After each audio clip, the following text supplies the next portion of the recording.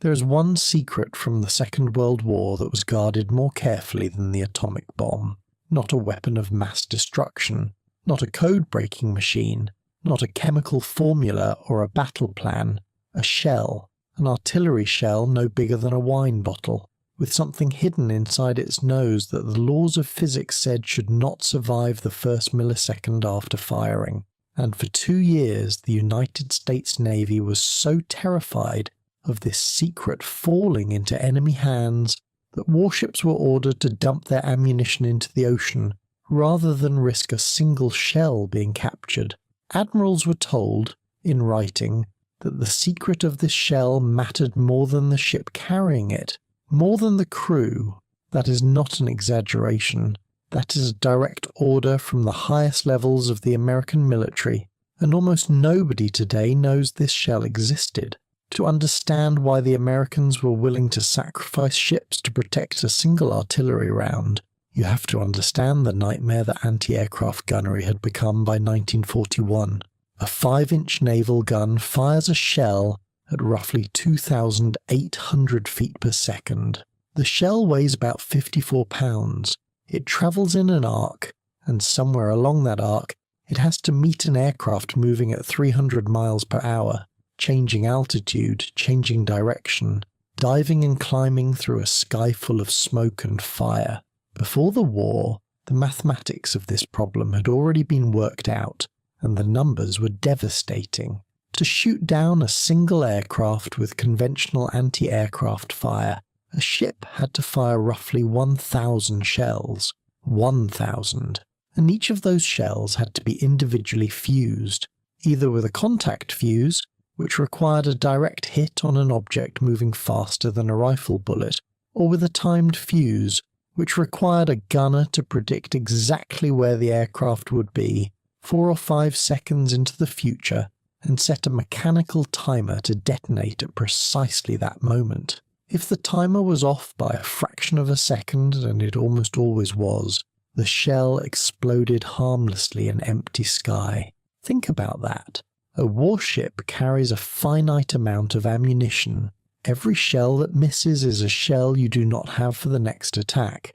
And in the Pacific, where Japanese pilots were diving their aircraft directly into American ships, the next attack might be seconds away. The kamikazes did not need to survive. They only needed to reach the deck. And against a man willing to die, a 1 in 1,000 chance of hitting him was not a defense. It was a death sentence. The idea of a shell that could think for itself, a shell that did not need to hit its target, only get close enough, had been discussed in military circles since the 1930s. The British had experimented with photoelectric fuse for rockets, trying to use light to trigger detonation. The concept was simple enough in theory. Put some kind of sensor in the nose of a shell. When the sensor detects that it is near something, an aircraft, a ship, the ground, it triggers the explosive. No direct hit required, no timer to set. The shell does the work. But there was a problem that made every physicist who looked at it shake his head. An artillery shell is not a gentle environment.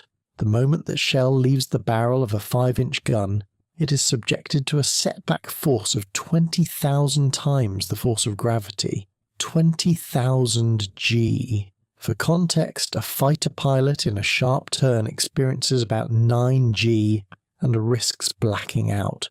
An artillery shell experiences more than 2,000 times that force, instantaneously. And at the same moment, the rifling grooves inside the barrel start the shell spinning at 25,000 revolutions per minute. Any electronic component inside that shell, any vacuum tube, any wire, any glass element, has to survive that acceleration and that spin without shattering, without disconnecting, without failing. And then, after surviving the most violent launch imaginable, those components have to wake up, power on, start transmitting a radio signal, receive the reflection of that signal, interpret whether the reflection indicates a target, and trigger a detonator, all within a few seconds, inside a metal cylinder the size of a coffee thermos.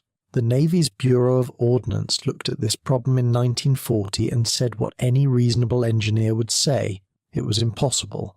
That is where Merle Tuve enters the story, and to understand the kind of mind that would take on a challenge the entire American military establishment had dismissed as fantasy, you have to go back to a small town on the plains of South Dakota at the beginning of the 20th century.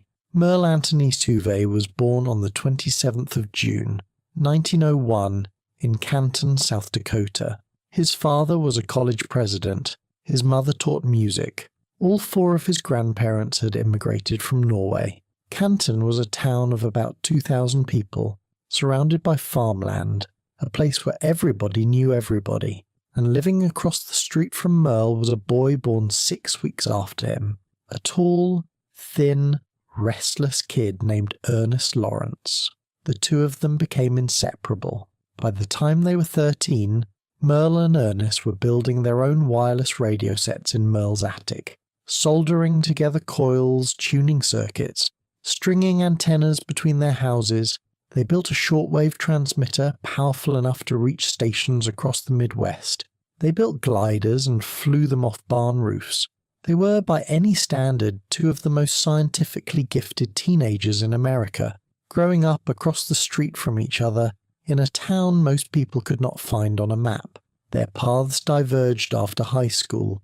Lawrence would eventually invent the cyclotron, the first practical particle accelerator, and win the Nobel Prize in physics. During the war, he would help build the atomic bomb. Tuve took a different path.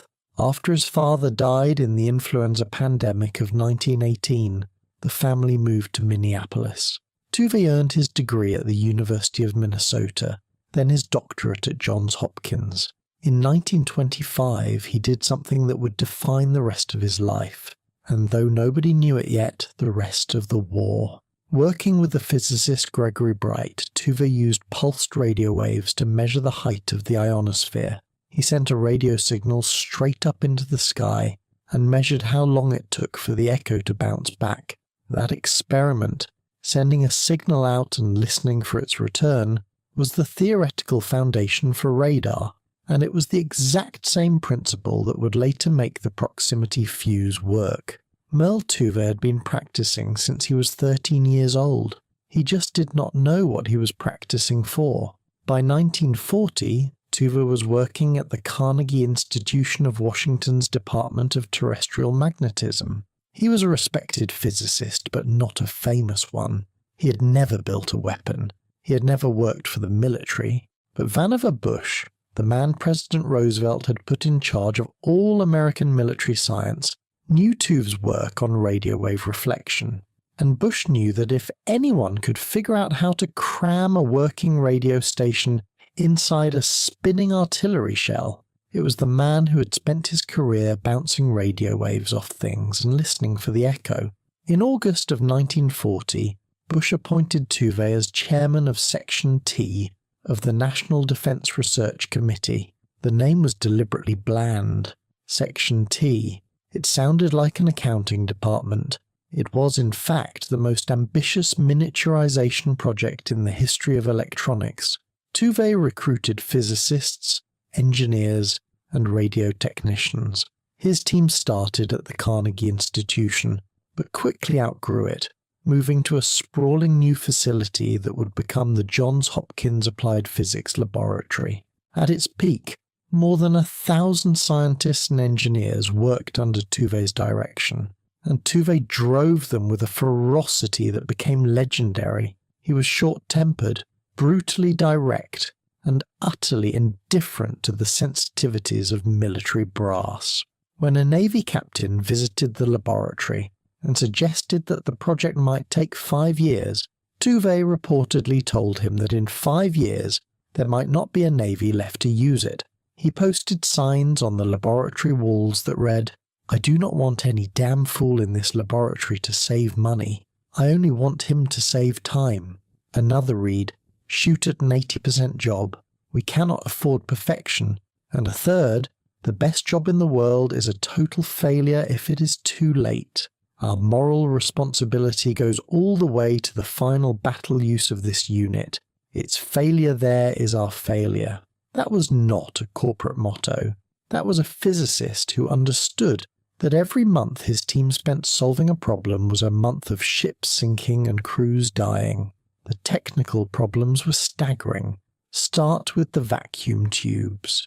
In 1940, a standard vacuum tube was a glass bulb the size of your fist, mounted in a ceramic socket with delicate wire pins. Fire one out of a gun, and it would shatter into dust before the shell left the barrel. Tuve's team, working with the physicist James Van Allen, the same Van Allen who would later discover the radiation belts around the Earth, developed a completely new kind of vacuum tube, miniaturized, cast in solid glass rather than evacuated bulbs, wire leads embedded directly into the glass instead of fragile socket pins. These tubes were tiny, smaller than your thumb, and they were built to survive forces that would crush a building. 5 of these tubes went into every fuse. Then came the power supply. The fuse needed electricity to run its radio, but you cannot put a live battery inside a shell that might sit in a magazine for months. The solution was brilliantly simple in concept and nightmarishly difficult in execution. The team designed a wet cell battery with the electrolyte, the liquid that makes the battery work, sealed inside a thin glass ampule at the center of the battery. When the shell was fired and began to spin, centrifugal force would push the liquid outward, breaking the ampule and flooding the battery cells. In less than 2 seconds, the battery would go from completely dead to fully charged. It was like designing a car engine that assembles itself while the car is already doing 200 miles per hour. The radio itself was a miniature oscillator and receiver. It sent out a continuous radio signal from the nose of the shell. As the shell flew through the air, that signal radiated outward in all directions. If the signal hit nothing, it simply dissipated. But if the shell passed near something solid, an aircraft wing, a fuselage, even a flock of birds, the signal bounced back. And here is the genius. The shell is moving. The target is moving. The reflected signal comes back at a slightly different frequency than the transmitted signal, a phenomenon called the Doppler effect. The same reason an ambulance siren sounds higher as it approaches and lower as it moves away. The fuse's receiver detected that frequency shift. When the shift reached a threshold that indicated the shell was close enough to its target, roughly 70 feet, the circuit triggered and the shell detonated. No direct hit required. The sky itself became lethal. But the most elegant element was the safety system. You cannot have a shell detonating inside the barrel or 10 feet from your own ship. The fuse incorporated multiple safety mechanisms. It would not arm until the shell had been spinning for a minimum number of revolutions, guaranteeing it had travelled a safe distance from the gun. It would not respond to its own muzzle blast, and it included a self-destruct timer that would detonate the shell after a set flight time even if it missed everything, preventing live shells from falling into the ocean, or worse, onto friendly territory, intact. 130 miniaturized components, 5 tiny vacuum tubes, a battery that built itself in flight, a radio station that could survive 20,000 G, all packed into a metal cylinder small enough to screw onto the nose of a standard 5-inch shell. And for the first 18 months it did not work. Early prototypes detonated inside the gun barrel. Others armed too quickly and exploded seconds after leaving the muzzle, close enough to kill the gun crew that fired them. Some fuses survived the launch, but their batteries failed to activate, leaving perfectly good shells sailing harmlessly past their targets. Others detected their own muzzle blast and triggered immediately. The failure rate in early testing was catastrophic. For every fuse that functioned correctly, dozens failed. Tuve's team kept a grim tally. They tested the fuse against a water target in January of 1942 and achieved a 52% success rate. The Navy accepted that number, not because it was good, but because 52% was still infinitely better than a 1 in 1,000 chance with conventional shells. By the time they moved to simulated battle conditions at Chesapeake Bay in August of 1942, firing at radio-controlled drone aircraft, the fuse had been refined through thousands of iterations. The observers watched shell after shell detonate within lethal range of the target, without scoring a single direct hit. The drones fell out of the sky in pieces. One admiral turned to his aide and said nothing for a long time. Then he asked how soon they could get it to the fleet.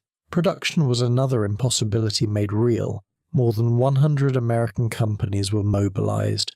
Crosley, a radio manufacturer better known for making kitchen appliances, Raytheon, RCA, Sylvania, Zenith, Eastman Kodak, even Wurlitzer, the company that made pipe organs. The assembly required extraordinary precision. Each fuse was essentially a tiny radio built by hand, and the workforce was overwhelmingly female. Women who had been wiring household radios 6 months earlier were now assembling the most classified weapon in the American arsenal. By the end of the war, they had produced 22 million proximity fuses, and they were never told what they were building. The first time a proximity fuse was fired in anger was the 5th of January 1943. A task force operating near Guadalcanal came under attack from 4 Japanese dive bombers. The cruiser Helena's 5-inch gun crews loaded the new ammunition, shells marked with a simple code designation, VT, which stood for variable time. That name was a deliberate lie. There was nothing variable about the timing. The designation was chosen specifically to make anyone who saw it think it was just another kind of timed fuse. Nothing secret here. Move along. Helena fired 2 salvos, 5 rounds. One of the Japanese bombers came apart in the air without a single shell touching it. The blast of shrapnel from a near miss had shredded it. The gun crew stared. They had never seen anti-aircraft fire work like that before. Within months, every major warship in the Pacific Fleet was carrying VT-fused ammunition, but not every gunner trusted it. Some crews flatly refused to load the new shells. They had spent years training with conventional ammunition, and they did not believe that a shell could think. It took weeks of demonstration, and in some cases, direct orders before the new fuse was universally adopted, but once it was, the results were impossible to argue with. Before the proximity fuse, roughly 1,000 shells were needed to bring down a single aircraft. With VT fuses, that number dropped to fewer than 250. By late 1943, shells equipped with proximity fuses accounted for more than half of all Japanese aircraft shot down by naval gunfire, despite making up only a quarter of the ammunition fired. In June of 1944, during the Battle of the Philippine Sea, what American pilots called the Great Marianas Turkey Shoot, Japanese naval aviation launched its last major carrier attack. Over the course of 2 days, the Japanese lost more than 350 aircraft and 3 carriers. The proximity fuse did not cause all of those losses, but it was credited with a devastating share of them. American ships survived attack after attack that would have been fatal 12 months earlier. The Japanese naval air arm never recovered. One historian later estimated that Section T's fuse was responsible for roughly 278 aircraft kills in the Pacific, and that conventional timed fuses, under identical conditions, would have accounted for only 46. Now let me put you on a ship. It is April of 1945 and you are a 5-inch gun loader aboard a destroyer on radar picket duty off Okinawa.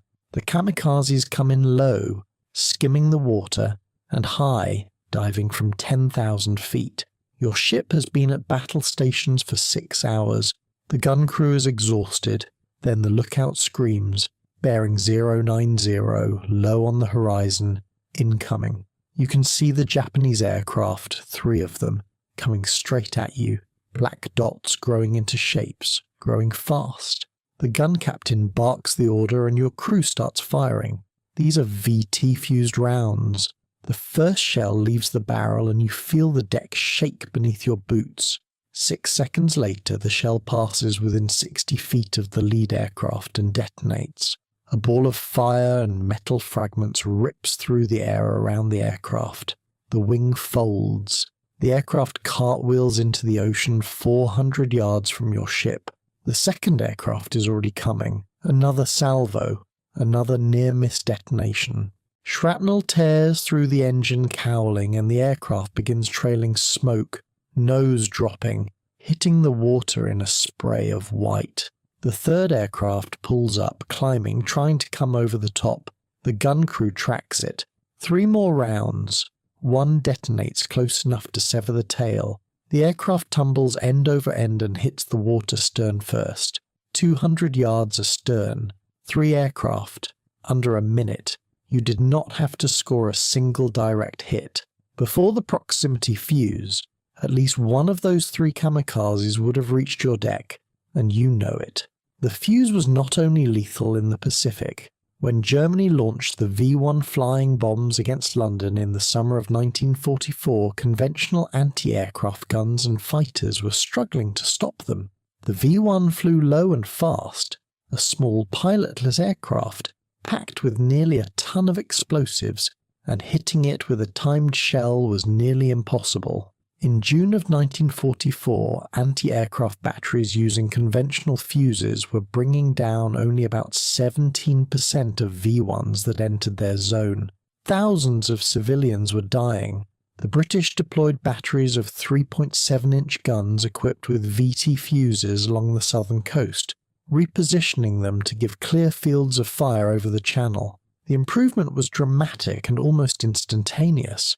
Kill rates climbed from 17% to 74% by late August. In the final week of the V-1 campaign, anti-aircraft batteries using proximity fuses destroyed 79% of all V-1s that entered their zone. On the last day, only 4 out of 104 V-1s reached London. 4. A minor footnote. The British discovered that the fuse was so sensitive it would occasionally detonate when a shell passed too close to a seabird. A number of unfortunate gulls became the war's most unexpected casualties, but perhaps the most devastating use came over land.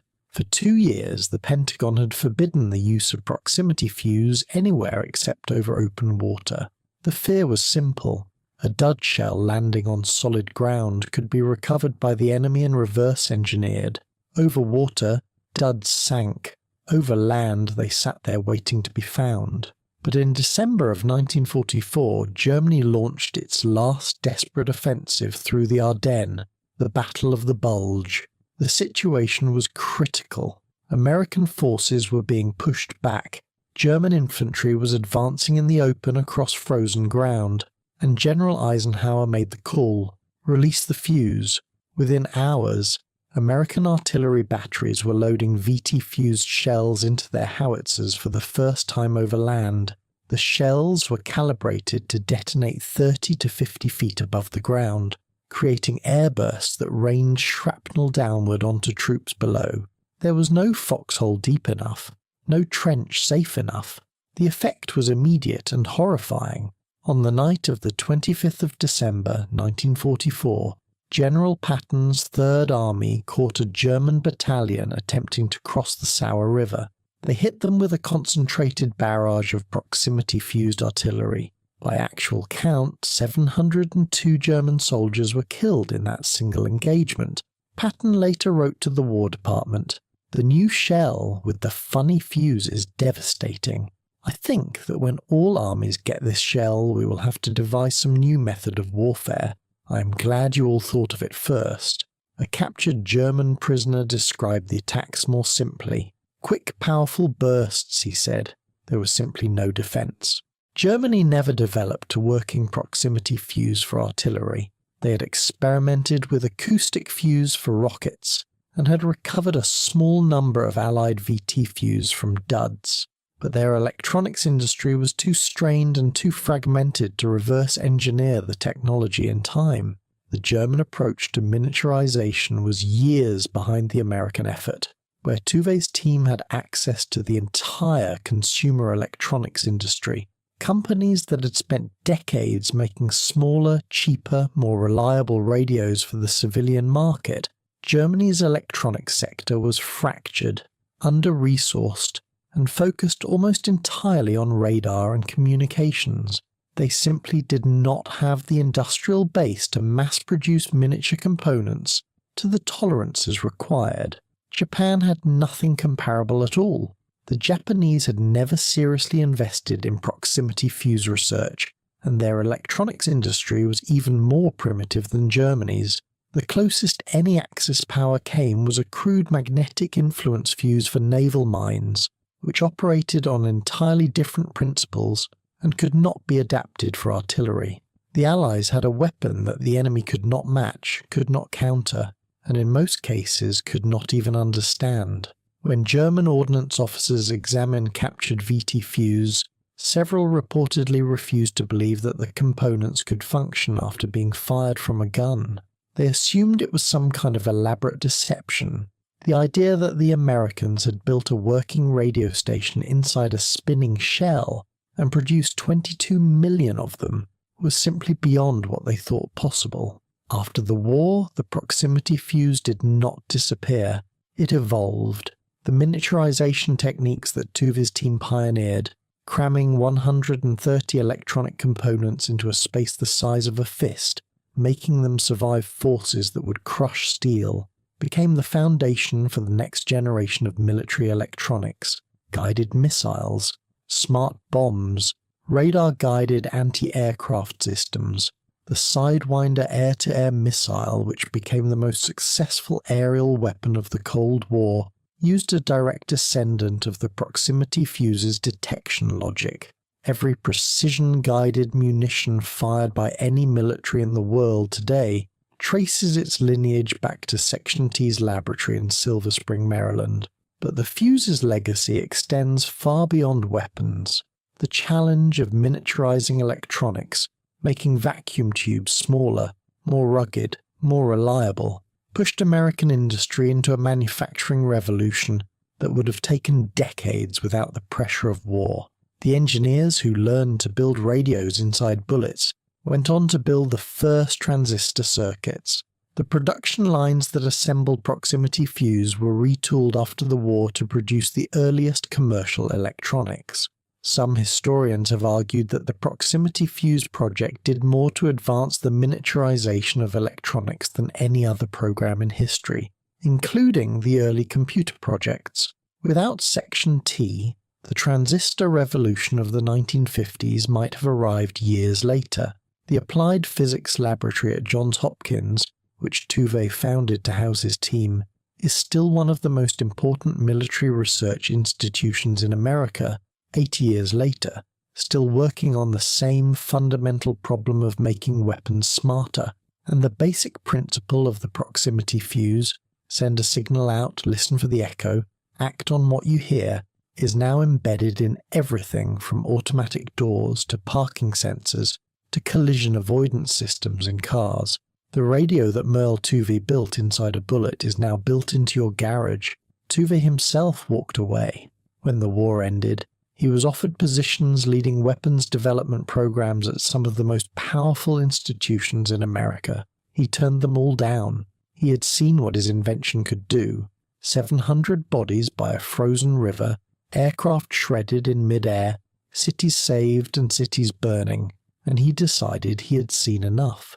He returned to the Carnegie Institution and became director of the Department of Terrestrial Magnetism, the same quiet office where he had started. He spent the next 20 years studying the structure of galaxies through radio astronomy. He pointed his radio receivers at the sky instead of at targets. He contributed to experimental seismology, mapped the Earth's crust, and trained a new generation of physicists who had no idea their professor had once built the most secret weapon in the American arsenal. He never wrote a memoir. He never gave interviews about the fuse. He served on scientific committees, advised the government quietly when asked, and otherwise lived the life of an academic physicist in Washington. He died on the 20th of May 1982 at the age of 80, largely unknown outside the world of physics.